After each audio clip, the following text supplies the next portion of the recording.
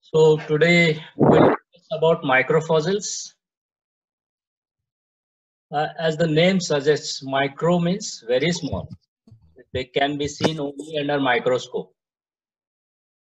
Okay, uh, these microfossils uh, they belong to many organisms. They are heterogeneous. They do not belong to any particular phylum or species, etc. So they are fragments, very small organic organisms, shells, fragments of tooth, skeleton, or even shell fragments, even wood material, whatnot. Whatever smallest fragments are there, they are formed into fossils, and these are very important for geologists, stratigraphers, environmentalists, etc. Okay, so these are heterogeneous group of fossils. So these are the tiny remains of bacteria, mainly bacteria. They are called as prokaryotes and microorganisms. Microorganisms are n number in trillions. They are called as protists, fungi, animals, and plants.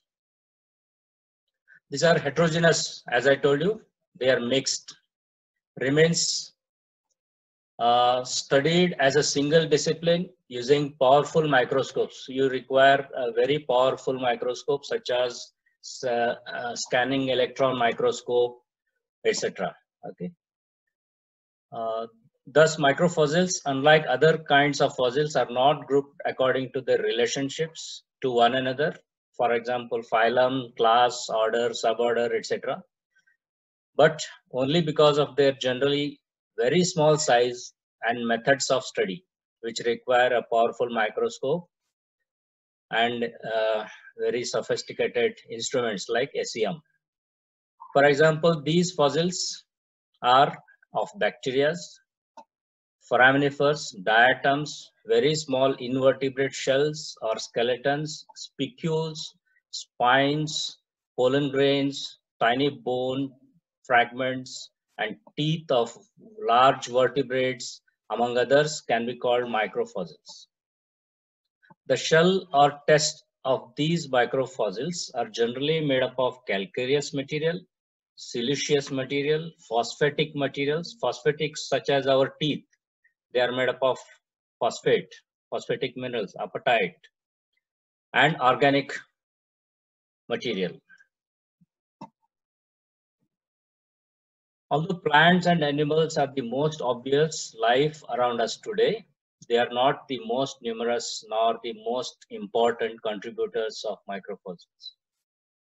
Bacteria and protists or microorganisms far outnumber them, live in more diverse habitats. You must have heard bacteria live in our guts, stomach, where we have hot boiling hydrochloric acid. Even then, these bacteria live in our stomach, intestine, etc. They live in volcanoes, volcanic eruptions. They live under deep ocean where volcanic eruptions are there, mid-oceanic ridges. They live in Antarctica, glaciers, etc. So vast diversity of environment they live. Okay. They are even you can find them in deserts, very hot deserts. They are found in volcanic geysers, hot springs, okay, highest mountains, including Himalayas, etc., and the deepest seas. Some cause diseases such as malaria, which infects 3 to 400 million people. Others are useful to humans. For example, curd, what we eat, many like bread, etc. we eat, they are useful to humans or life. Most simply live their lives unknown to us, but contributing enormously to our well-being through the production of oxygen. You must have heard stromatolites, which are created by cyanobacteria and whatever we breathe today, oxygen, is given out by these cyanobacteria around 3.5 billion years. Okay.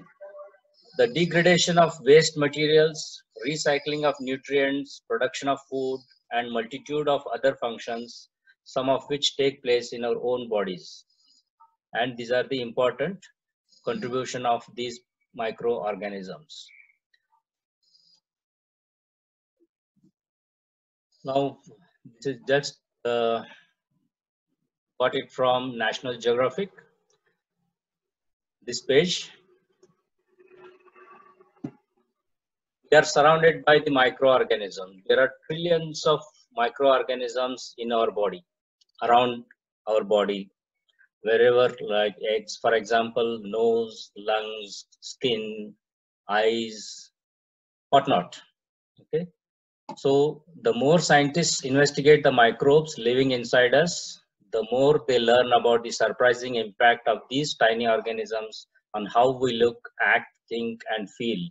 Even our behavior are depending upon some microorganisms. Are our health and well-being really driven by the bacteria, viruses, fungi, and protozoa? Most of us are even affected by fungal infection. These are also caused by fungus. These are bacteria. They live in our intestines, in our lungs, skin, eyeballs, and so on. It's now thought to be around 38 trillion microbes for a typical young adult male. Imagine you are having around 38 trillion microbes in your body, slightly more than the number of actual human cells. Imagine the microorganisms within you. The picture here shows the excreta of human being, which has thousands of billions of bacteria. So this is a good article. You can go through in Google it. So scientists warning to humanity, microorganisms and climate change. Whatever we are experiencing today of COVID-19, it's a virus. Similarly, we had viruses, varieties of diseases in the past. Malaria bacteria especially is very intelligent, and these bacteria are also very intelligent. They decide which organism they want to host. They take as a host. They decide, for example, malaria bacteria or virus, they select mosquitoes because they can attack human beings, which is a host for malaria disease. And they live in a human being and cause their population, increase in their population. So think their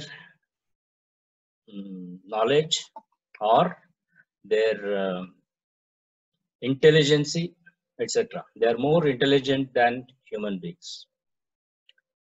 Fungi, another group in modern environment that both benefit and plague humans, have a long but mostly unstudied microfossil record. Although microorganisms and bacteria seem simpler, they arose much earlier than their multicellular descendants, and so might be considered more primitive, but some have also existed for at least 3.5 billion years and must therefore be considered very successful. They were living before human beings or land animals were living as unicellular organisms, and they are still today. So they are most intelligent and they are most successful organisms on the earth. Fungi, plants, and animals contribute a vast multitude of small parts to the microfossil record. 6 domains of life have been proposed of these microfossils: Archaeobacteria, Eubacteria, Protista, Animalia, Plantae, and Fungi. So all these 6 domains contribute microfossils. However, not all are easily studied as microfossils. Many require special techniques of removing them from rocks or making them visible. Other require very specialized equipments for their study, such as scanning electron microscopy, very powerful microscope. Protists include several groups that have shells or skeletons of hard materials that preserve well, are easy to extract from rocks, and can be seen with a microscope. Many organisms which have shells of calcareous, siliceous, phosphate, etc., can be formed as a fossils. Other than those which are organic, they cannot be studied as a fossil, and we cannot study also them. So whatever we record as fossil, they are siliceous, calcareous, and phosphatic. These include foraminifera, radiolaria, and diatoms. All these groups make microfossils. However, not all are easily studied. Okay. Microfossils distribution. Most organisms lack substantial hard parts and rarely fossilize. As I told you, only 3-4 type of fossilization can be preserved. The fossil record is estimated about 3 to 13.6% of all species that ever lived. Whatever we see as a fossils, they are just range between 3 to 13% of all species. We have not studied entire organisms that lived on the earth so far. The vast majority of described species are living. Only 8.7% of those are fossils, not about 82% are not fossilized. Okay? Most prokaryotes and protists do not have skeletons of any sort and have no fossil record whatsoever. Nevertheless, remarkable prokaryotes are known from very old Precambrian rocks.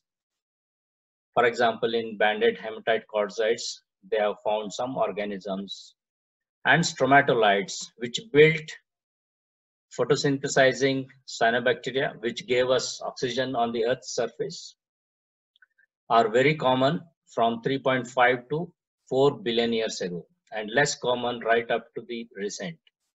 Among the described species of protists, that is microorganisms, about 50% are fossils, which are beneficial to geologists because they are so useful in age dating, correlation, and paleo-environmental analysis. Microfossils provide one of the best records of evolution's course because they are generally rather abundant and complete. Many of these fossils are complete, which can be studied very well. Prokaryotes and protists are very well represented in the fossil record.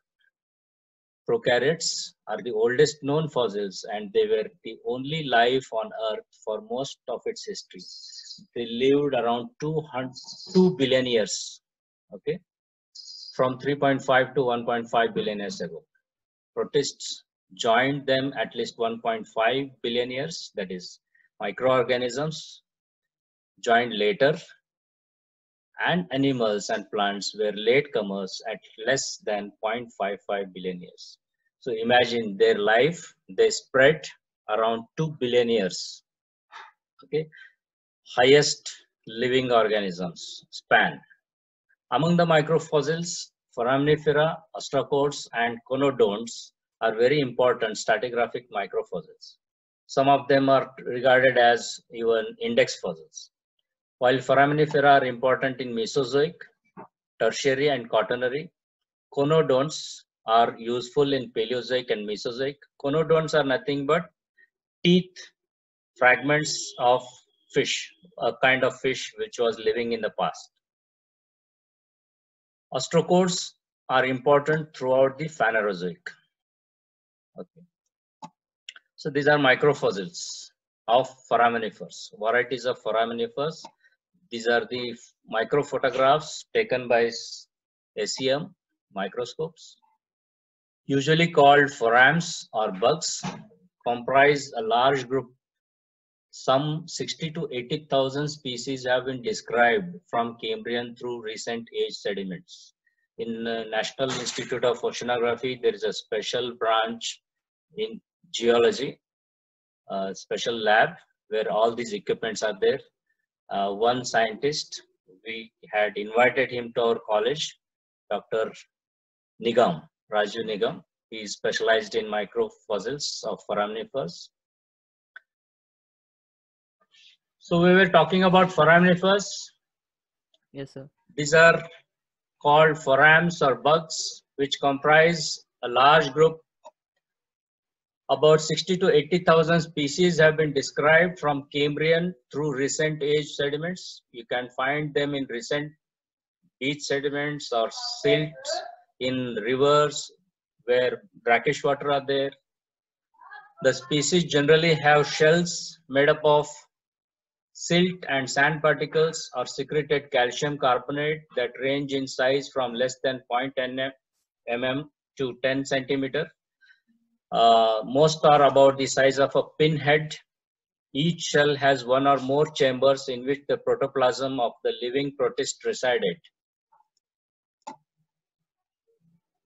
Forams live today from the shallowest intertidal zones to the deepest trenches of the oceans. A very few live in salty lakes and springs where they have been transported by birds or other means. About 4,000 species are alive today. Of these, only 40 float in the water and are called planktonic. The rest are benthic, which live underwater on the seabed. Forams are among the most abundant fossils we find in the Mesozoic, especially Mesozoic, where in Tertiary we find oil deposits formed by these foraminifers. They first occur as simple tubes of sand in the Cambrian. Similarly, we have radiolarians, commonly known as rads, which are marine protists, microorganisms, with siliceous skeletons of rods and lattices arranged in many complex ways. Thousands of species of fossils forms have been described in the scientific literature and hundreds are alive today. They first appeared in Cambrian and continued to modern times. They too have been useful in age dating and correlation, but mostly of deep sea sedimentary rocks. Diatoms are commonly marine and freshwater algae.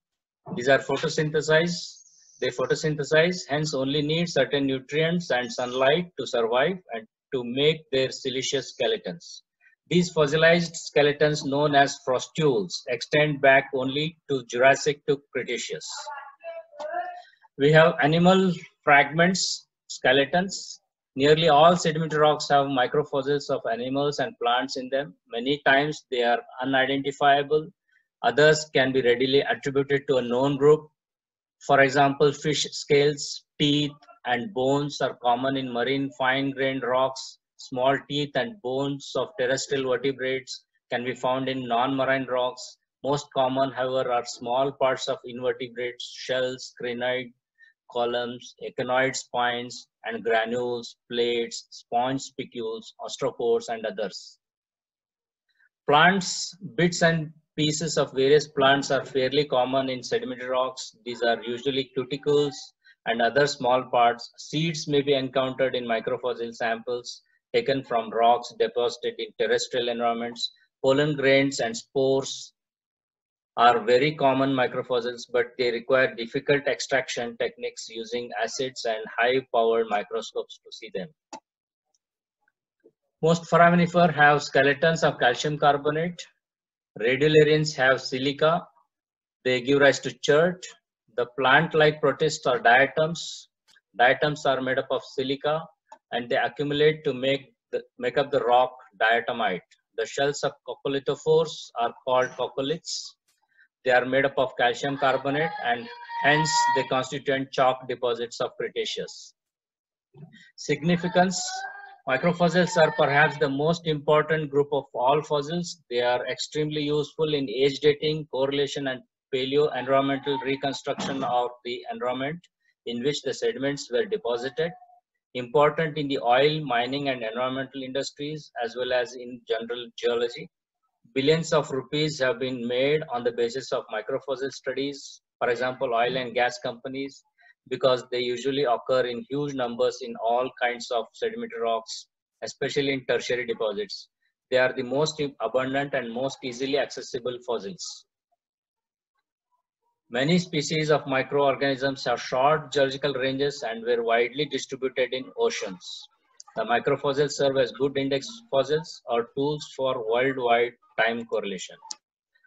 These are all microfossils which we found in Malvern sediments. Okay.